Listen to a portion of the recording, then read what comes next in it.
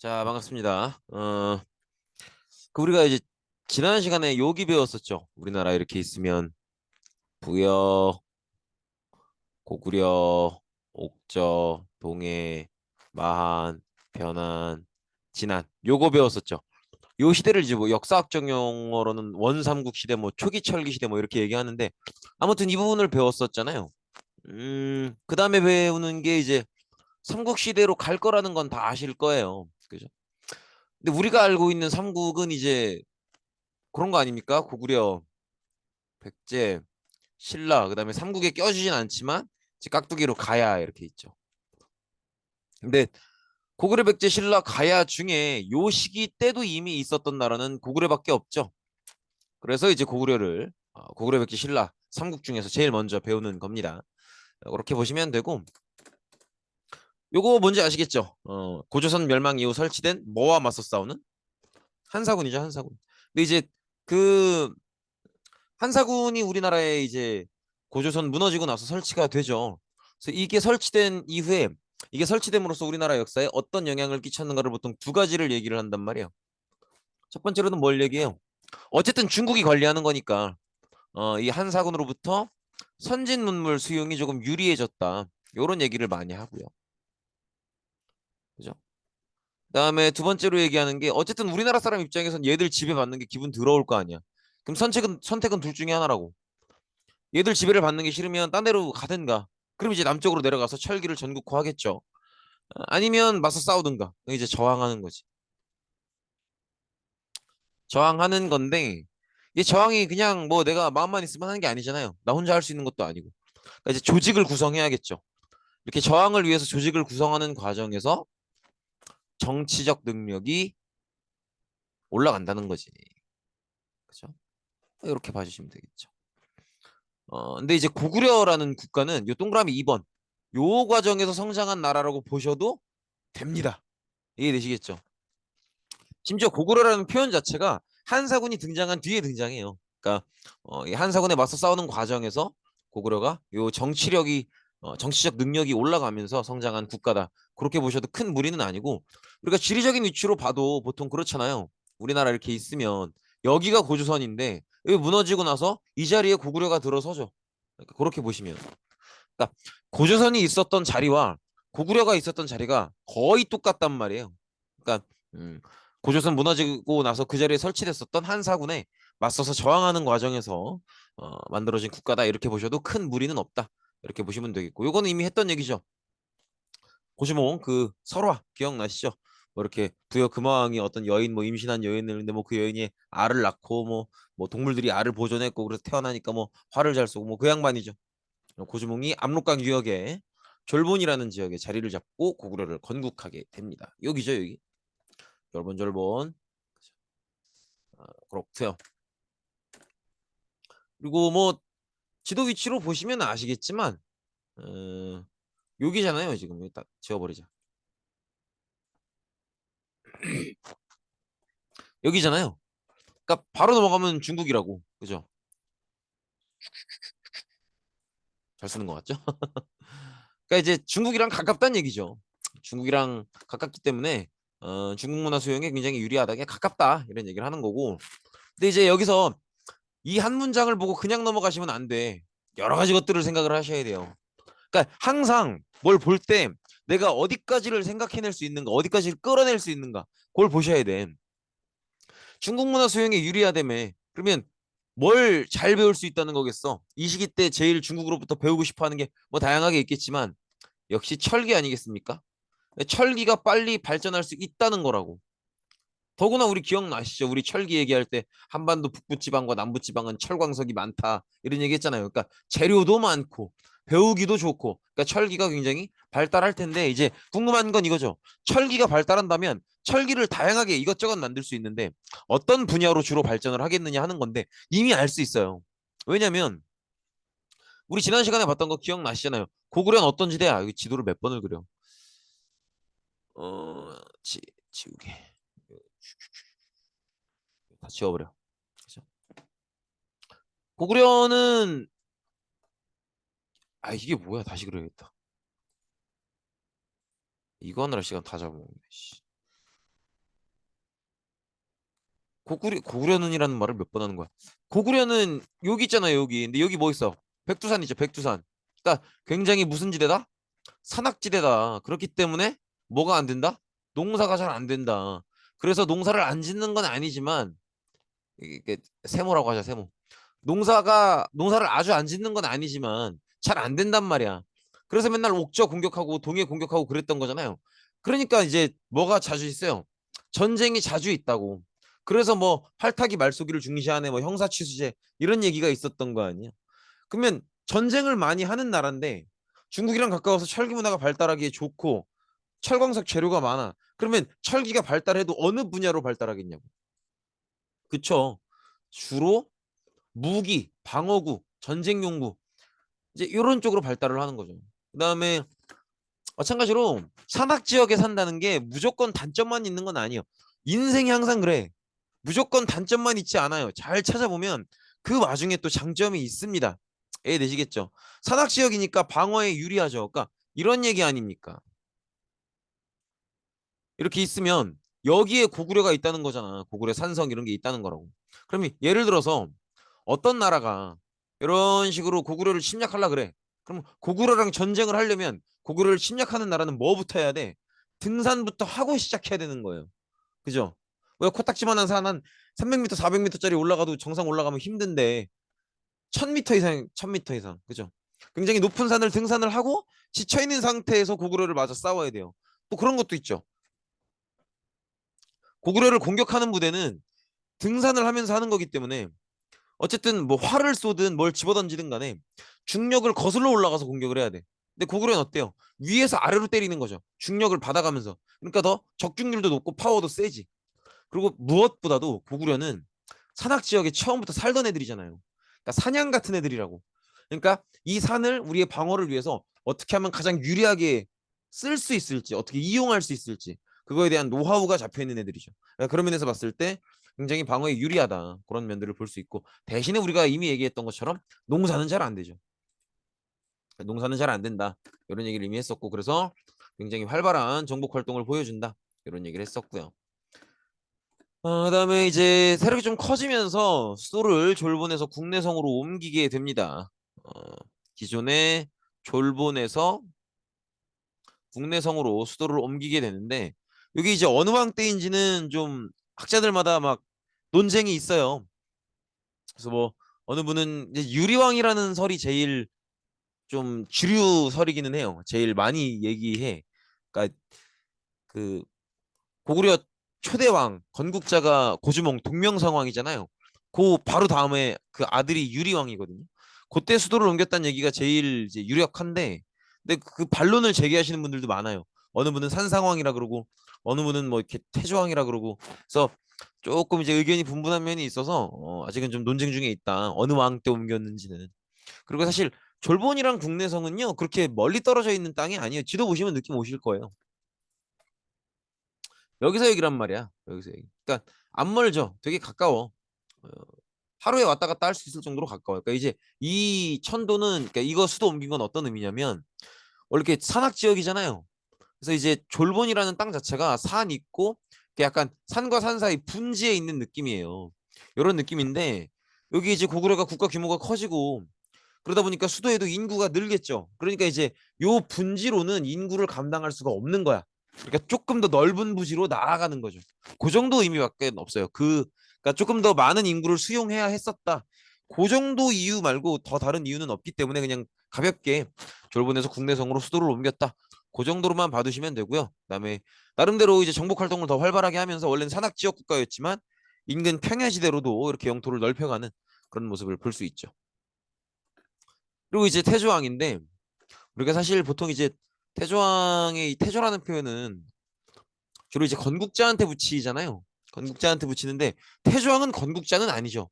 그러니까 이제 이거 어떤 의미로 받아들이시면 되냐면 태조왕 이전에도 고구려가 왕은 있었죠. 왕은 있었지만 아직은 왕권이 우리가 이제 부여 고구려 옥조 동해하는 그 시절이 다 그렇잖아요. 왕이 있을 수도 있고 없을 수도 있지. 부여나 고구려는 중국이랑 가까우니까 영향을 받아서 왕이 있었고 나머지 뭐 옥저 동해 삼하는 왕이 없었는데 사실 왕이 있다고 하는 부여 고구려도 왕권이 강한 편은 아니었죠. 뭐 부여의 사출도, 고구려의 제가회의 이런 거 생각해 보시면 왕이 그렇게 강한 편은 아니었단 말이야. 그러니까 이제 좀 번듯한 왕국이라고 부르기가 좀 어려운 거죠. 근데 이제 그 뒤로 왕권이 점점점 강해지는 그런 모습인데 그 왕권을 강화하는 그 본격적인 이제 첫 스텝을 밟았던 게 태조왕이다. 이렇게 봐주시면 될 것 같아요. 그래서 이렇게 왕 아래 오부를 확립하는 모습을 보이는데 이 오부를 확립한다는 얘기는 뭐냐면 사실 기존의 고구려가 뭐 오부가 있었다고는 하지만 오부 말고도 오부는 이제 주요 부족이고 작은 부족들이 있었단 말이에요. 근데 이제 태조왕 때 들어와서 그 작은 부족들이 다 오부로 통합됐다는 거죠. 그다음에 이제 오부가 왕의 지배 아래 들어왔다. 뭐 이런 의미로 받아들여 주시면 되고요. 이제 계로부, 전로부, 소노부, 관노부, 순노부 이렇게 있는데 요 부족 이름을 외워달라는 건 아니에요. 요거 학습지에도 아마 없을 거예요. 그리고 저도 노란색으로 안 했죠. 그러니까 요 부족 이름을 외워달라는 건 아니지만 어쨌든 왕권을 조금씩 강화하고 있었다. 그 정도 느낌으로만 받아주시면 되겠습니다. 그리고 요거 조금 볼만한 포인트들이 있는데 정복 활동에 옥저, 동해, 정복 이렇게 나오잖아요. 이게 뭐 이때가 태조왕 때라는 걸 지금 배우는 거지 사실 요런 일이 언제 있어도 있을 거라는 건 예상은 하셨을 거예요. 그죠? 고구려 있고 옥저 동해 있으면 고구려가 워낙 옥저를 괴롭혔잖아요. 그러니까 얘는 당연히 먹는 거고 아마 좀 더 세면 나아가서 동해까지도 언젠간 고구려가 먹지 않을까 그런 예상을 아마 이미 하셨을 텐데 그 예상됐던 그 현상이 이제 태조왕 때 벌어졌다는 거죠. 그래서 그렇게 가볍게 봐주시면 되고 근데 조금 더 포인트를 둬야 되는 단어는 요거예요. 정복이에요. 정복. 정복이라는 거 왜 중요하냐면 정복을 했다라는 건 결국 뭘 했다는 거예요? 침략 전쟁을 했다는 거죠. 그죠? 그리고 그 전쟁에서 이겼다는 거잖아요. 그 얘기는 무슨 얘기예요? 이 전쟁을 누가 지휘했겠어? 왕이 지휘했을 거 아니에요. 그러니까 왕들이 자기를 따르는 병사들과 자기를 믿고 의지하고 있는 백성들한테 자기 능력을 입증해 보인 거예요. 그럼 이 왕의 지휘를 받았던 그래서 승리한 병사들과 신하들, 백성들은 우리 왕이 진짜 능력 있는 왕이구나. 더 따를 수 있겠지. 그래서 옥저 동해를 정복했다는 건 그만큼 영토가 넓어졌다는 것도 있지만 어쨌든 정복에 성공했다. 전쟁에서 이겼다. 이것 때문에 그 자체로 지휘력이 올라가는 왕권이 올라가는 모습을 볼 수 있다. 요걸 꼭 생각을 해주세요. 그다음에 요동으로 진출 시도 이렇게 얘기가 나오는데 요거는 사실 요동으로 진출을 시도한 거지, 그러니까 잘 안 됐다는 얘기야. 시도한 거지 성공한 게 아니기 때문에 요 문장 자체가 중요하진 않아요. 근데 뭘 기억하셔야 되냐면 요동이라는 지명을 기억하셔야 돼요. 제가 예전에 그런 얘기 했을 겁니다. 그 만주는 우리 한국사 끝날 때까지 계속 나오니까 그러니까 여기서 한국사가 끝난다 그런 말은 없지만 어 최소한 조선 후기 일제강점기까지는 만주 얘기가 계속 나오니까 만주에 대한 지리적 감각을 갖고 계셔야 된다 이런 얘기를 했을 텐데 요동도 그래요.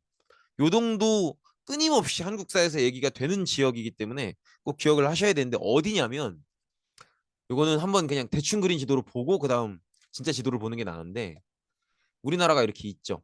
그죠? 그다음에 중국이 이렇게 있잖아요. 이제 고구려가 여기 있잖아. 그럼 고구려 입장에서 중국으로 갈 때 육지로 가는 가장 가까운 길은 요거 아니겠어요? 요거. 그죠? 요건데 요쯤에 요런 식으로 강이 흘러요. 이게 요하입니다. 요하. 한자로 읽으면 요하고요. 중국어로 읽으면 랴오허 그런데 이 요하의 동쪽 지방, 요 지방이 요동이에요. 요동.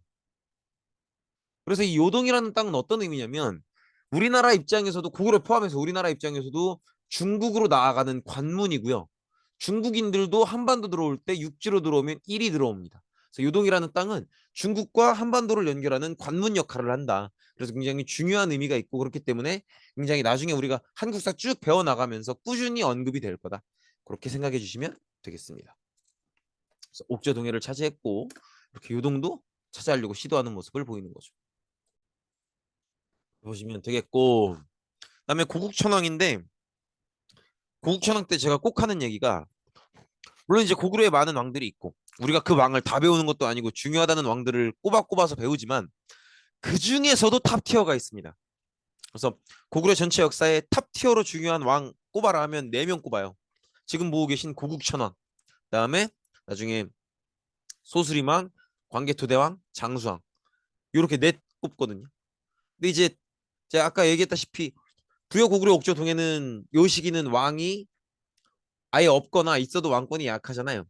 그래서 그 뒤에 이제 왕권이 강화되어 가는 게 왕권이 점차 세져 가는 게 역사 발전의 모습이라고 했었는데 그 중에서 어느 왕이 탑 티어로 중요하다 이 얘기는 그 왕이 왕권 강화를 위해서 한 역할이 많다라는 거죠.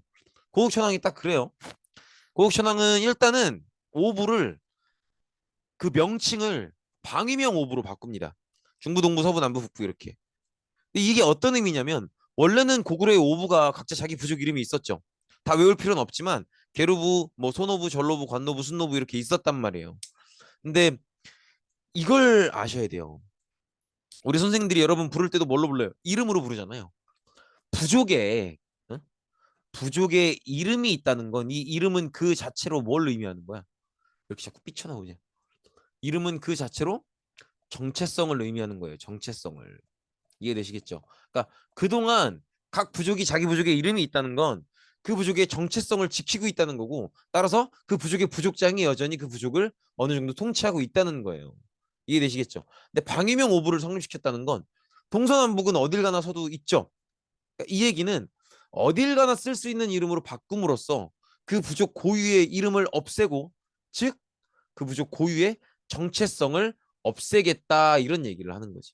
그래서 각 부족의 정체성을 없앤다는 건 즉 그 부족의 부족장이 다스리는 시스템을 이젠 끝장내고 모든 부족이 고유의 정체성을 버리고 왕 아래 왕의 지배 아래 똑같은 행정구역이 되는 그래서 이걸 부족적 오부에서 행정적 오부로 바꿨다 이렇게 얘기를 많이 합니다.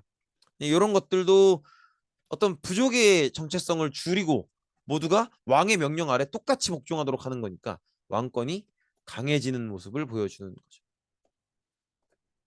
그다음에 이런 얘기가 있죠. 형제 상속에서 부자 상속으로 넘어갔다 이런 얘기가 있는데 이것도 이제 어떤 얘기냐면 자 보세요. 왕이 있고 자기 아들이 있고요. 그다음에 동생이 있어요. 근데 이제 형제 상속을 했다는 건 무슨 얘기예요? 왕이 이제 죽을 때가 되면 자기 자리를 아들이 아니고 동생한테 물려줬다는 거 아닙니까? 그죠? 근데 이게 사실 왕의 입장에서는 왕 마음속으로는 누구한테 물려주고 싶겠어요? 뭐 아들이겠어? 동생이겠어? 당연히 당연히 아들이죠. 자식을 향한 부모의 사랑은 절대적인 겁니다. 뭐 형제 이런 게 끼어들 수 있는 게 아니에요. 당연히 아들을 물려주고 싶다고. 근데 그동안은 형제 상속을 했다며. 즉 아들한테 못 물려준 거잖아요. 물려주고 싶은데. 이 왜냐면 자 왕이 이제 돌아가실 때가 됐어. 안녕 잘 지내야 할 때가 됐어요. 요쯤 되면 당연히 왕의 아들과 왕의 동생 중에 누가 나이가 많겠어요. 여기가 나이가 더 많단 말이야. 즉 그 얘기는 동생은 이제 뭐 어린 왕자에 비해서 왕의 동생은 정치적인 경력도 많고 아는 사람도 많고 정치적 기반이 훨씬 튼튼하단 말이에요. 그러니까 이제 왕이 곧 죽음을 얼마 남기지 않은 그런 상황에서 딱 상황을 봤을 때 마음 같아서는 아들한테 주고 싶지만 아들한테 왕의 자리를 줘봤자 동생한테 밀려서 자리를 못 지키지 않을까? 그럼 죽을 위험성도 있지 않을까? 그런 생각이 드는 거야. 그래서 그런 일이 없도록 하기 위해서 형제 상속을 한다고 보시면 돼요. 이해되시겠죠? 이런 상황인데 고국천왕 때 부자 상속을 했다. 그래서 아들한테 바로 물려줬다. 이 얘기는 아들한테 자기가 죽은 뒤에 자기의 자리를 아들한테 넘겨줘도 아들이 다른 어떤 불안함 없이 어, 안전하게 왕의 자리를 지킬 수 있을 것이다. 그만큼 이제 왕권을 강화해 놓은 시스템이 어느 정도 안정이 됐다라는 걸 보여주는 거예요. 내가 아들한테 물려줘도 이 나라 시스템 자체가 내가 죽고 나도 내 아들이 위험한 거 없이 잘 해나갈 수 있겠다. 그런 믿음이 생겼기 때문에 형제 상속에서 부자 상속으로 넘어가는 거예요. 아들한테 물려줘도 괜찮겠다. 지금 시스템이면 내 형제들이 내 아들을 건드릴 수 없겠다. 이 얘기는 왕권이 올라간 거야, 떨어진 거야? 왕권이 올라간 거죠. 여기도 마찬가지고. 그다음에 요 얘기 좀 중요합니다. 요 얘기를 잘 보셔야 되는데 자 봅시다. 어느 나라가 있다고 치면 가장 위에는 왕이 있겠죠. 그리고 보통 그 아래 귀족이 있죠. 잘 생각해 보세요. 왕은 한 명이잖아. 귀족은 여러 명이고. 이들이 지배층이기 때문에 결국 왕이 있고 귀족이 있는 요런 나라는 정치적 시스템 자체가 왕과 귀족 사이에 일정한 경쟁이 있을 수밖에 없죠. 이해되시겠죠? 근데 귀족은 엄청 많은 건 아니라도 꽤 여러 명이고 왕은 한 명이기 때문에 왕은 자기 나를 지지해주고 도와줄 사람들이 필요해. 그게 누구겠어? 귀족보다 더 아래 있고 더 훨씬 인구가 많은 평민들인 거예요. 그래서 항상 기억을 하셔야 되는 게 아무리 왕실이고 뭐 이래도 평민들의 지지를 받지 못하면 그 왕은 집권을 유지하기가 힘들죠. 어렵다라고 봐야지. 그래서 귀족을 견제하기 위해서 왕과 평민은 항상 서로가 도와야 돼. 같이 가야 되는 입장이에요. 그리고 고국천왕도 귀족을 견제해야 된다는 걸 잘 알고 있었기 때문에 애초에 재상을 뽑을 때도 을파소라는 사람을 등용을 했는데 이 사람은 기본적으로 귀족 가문이 아니에요. 그 가문의 권력이 힘이 센 사람이 아니라고. 그냥 정말 개인 능력으로 올라온 사람이에요. 그리고 이 재상이라고 하는 건 관료들 중에서 가장 높은 자리라고 생각하시면 돼요. 그러니까 지금 우리나라로 치면 국무총리라고 보시면 되는데 이 자리에 귀족 출신이 아닌 강한 가문 출신이 아닌 을파소를 등용했던 건 어, 귀족을 견제하기 위한 그래서 귀족이 아닌 사람들 중에서 유능한 사람을 뽑아서 이 사람과 팀을 맺어서 귀족을 견제하겠다 이런 계산이 깔려 있는 거죠. 자 그러면 귀족도 아니고 왕에 의해서 등용된 을파소라는 이 재상은 어떤 정책을 피겠어요? 왕을 위한 정책을 피겠어? 귀족을 위한 정책을 피겠어? 왕을 위한 정책을 펼친다는 거죠. 근데 왕을 위한 정책을 펼친다는 건 곧 평민의 지지를 얻기 위한 평민을 위한 정책을 펼치게 된다는 거죠. 그렇게 보시면 되겠고 그다음에 이제 이 진대법인데 잘 보세요. 이 평민을 위한 정책을 펼칠 건데 평민이 먹고 살만하면 그러면 뭐 크게 걱정할 게 없겠죠. 먹고 살만한 사람들은 냅두면 돼. 근데 이제 문제는 어떤 사람들이야? 가난한 사람들이 문제가 되죠. 특히나 대부분의 직업이 다들 농부일 거 아닙니까? 그러면 농부가 농부의 삶을 살면서 1년에 어느 계절에 가장 힘들겠어요? 봄, 여름, 가을, 겨울이 있으면 보통은 봄이에요. 왜냐면 겨울일 것 같은데 겨울은 보세요. 봄에 씨 뿌리고 여름에 자라고 가을에 수확해서 겨울에 먹죠. 그러니까 겨울은 가을에 수확해 놓은 것들을 먹고 지내면 돼요. 그러니까 그나마 나은데 가장 힘든 건 봄이에요. 왜냐면 새싹이 자라는 시기이기 때문에 뭐 이렇게 뭘 뜯어먹을 수 있는 상황이 아니라는 거죠. 그리고 수확해놨던 것들도 겨울에 다 먹었고. 그래서 봄이 정말 힘들어요. 어떤 친구들은 수학하기 직전이니까 여름이 더 힘들지 않나 이런 얘기를 하는 친구들도 있는데 그게 안 맞는 게 우리가 우리가 이제 농사를 하고 심는 게 곡식만은 아니잖아요. 근데 곡식이 조금 오래 걸리는 거지. 봄에 심으면 여름에 나는 그런 식물들도 있어요. 그러니까 이제 여름은 어느 정도 그래도 버틸만 하다는 거지. 이해되시겠죠? 근데 정말 힘든 건 봄입니다. 그래서 보통 춘궁기 이런 표현을 쓰는데 어쨌든 봄이 어렵고 그런 상황이라면 정부가 어떻게 도와줘야겠어요? 일반 농부들이 힘들어할 때인 봄에 쌀을 빌려주고 대신에 뭐 빌려주는 의미니까 돕기 위한 의미니까 이자를 낼 필요는 없지만 가을에 갚아라 이렇게 하는 거죠. 그래서 이런 시스템을 뭐라고 얘기하냐면 봄춘 봄에 대출 빌려줄 때 빌려주고 가을추 가을에 도로 갚는다. 춘대춘합이라고 해요. 근데 이건 하나의 시스템이고요. 이건 하나의 시스템이야. 하나의 시스템이고 어 이런 시스템은 사실은 고려 때부터 시작해서 나중에 우리 뭐 후삼국 고려 조선 넘어가도록 거의 조선 후기까지도 우리는 농경 사회였잖아요. 그렇기 때문에 이 시스템을 어, 정부가 계속 운영을 합니다. 이름만 바꿀 뿐 국가마다 이름만 바꿀 뿐. 그래서 이때는 이런 춘대춘합 시스템을 진대법이라는 이름으로 을파소라는 사람이 실시를 했었다. 그렇게 봐주시면 된다는 거죠.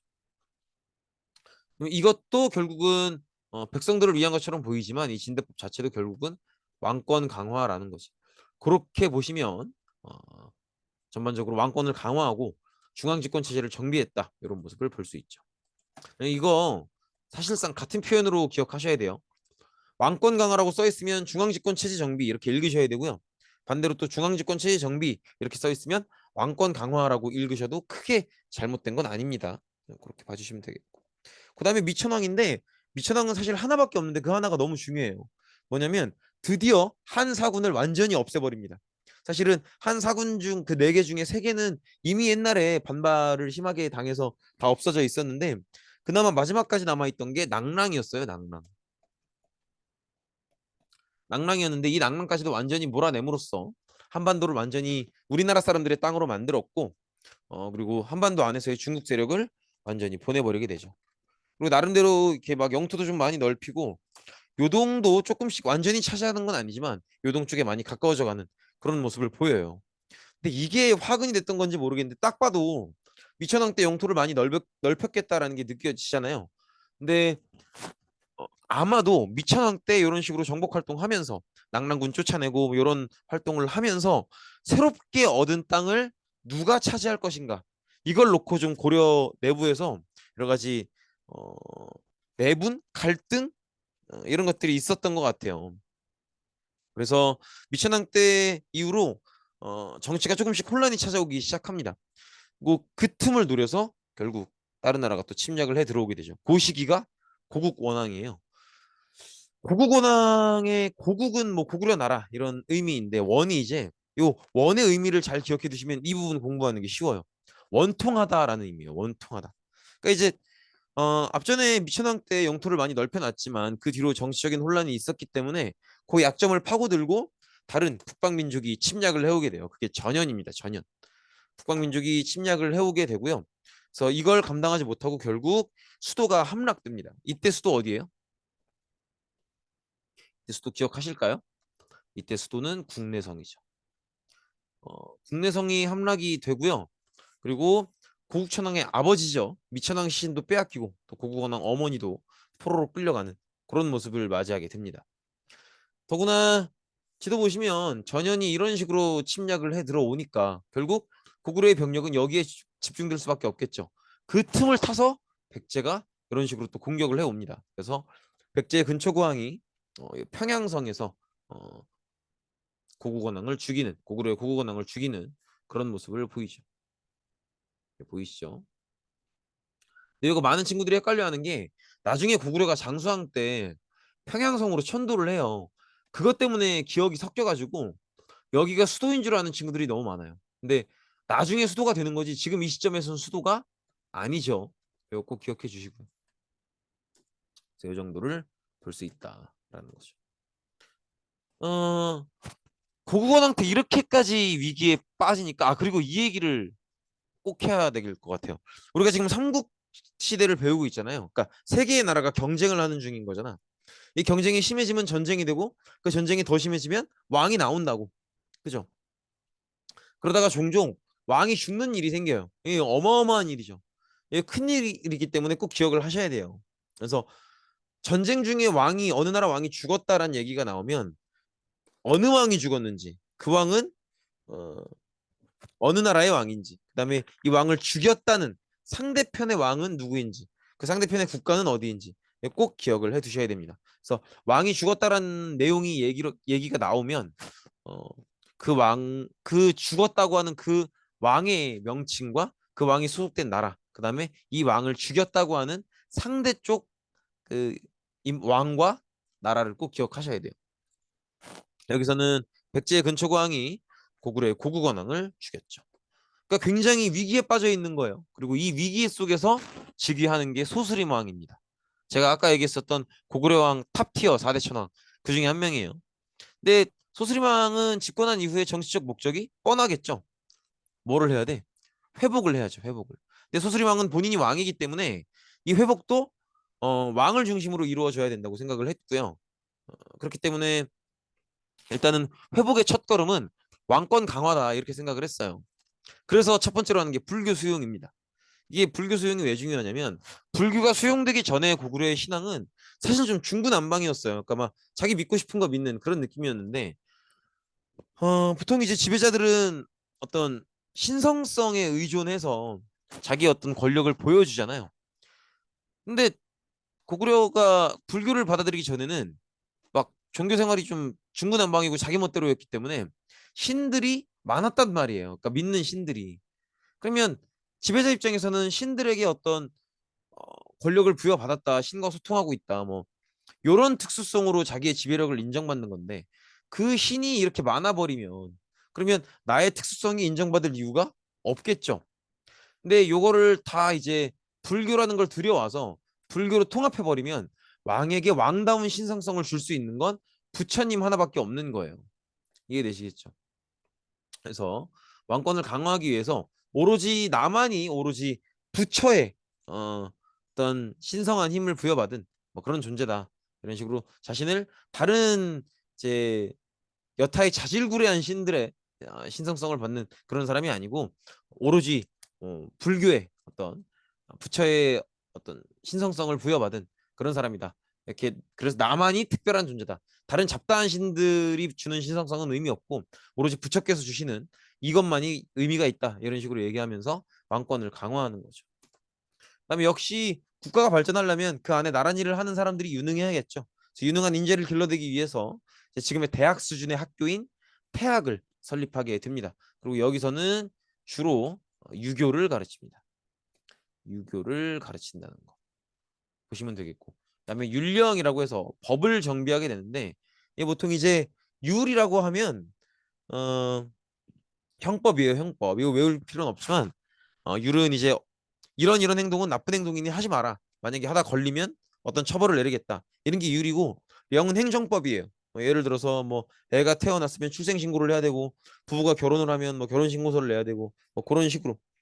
그래서 령은 행정법인데 뭐 율과 령을 구분해 달라는 건 아니고요. 아무튼 율령은 그 자체로 법이다. 그래서 국가를 체계적으로 운영하기 위해서 율령을 반포했고, 사실은 율령 반포의 의미 안에는 이렇게 정해지는 법을 어, 왕권이 굉장히 강한 상태로 설정을 해서 법을 만들므로써 소수림왕 본인이 죽더라도 그 뒤에 올라오는 왕들도 강한 왕권을 유지할 수 있기를, 그게 이 고구려의 시스템이 되기를 바라고 했던 게 바로 율령 반포다. 그래서 소수림왕의 요 세 가지 업적은 꼭 기억하셔야 돼요. 불태율, 그죠? 불교 수용하고 태학 설립하고 율령 반포했던 거, 요거는 꼭 기억을 하셔야 된다는 거.